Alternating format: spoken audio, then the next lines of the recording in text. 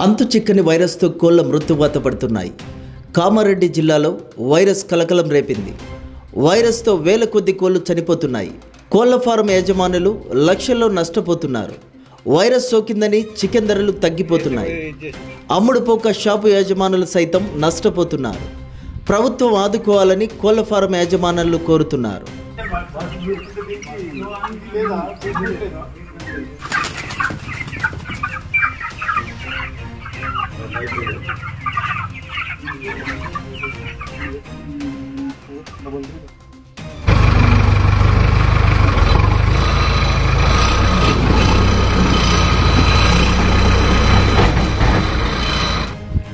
నా పేరు కూర్మెలింగం,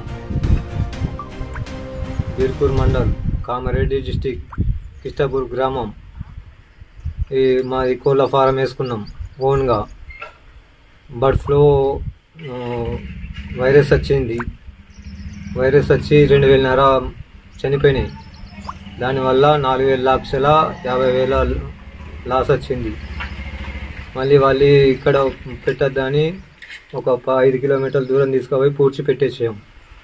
మాకేమైనా స్పందించి మాకేమైనా ఆదుకుంటే పుణ్యం ఉంటుంది.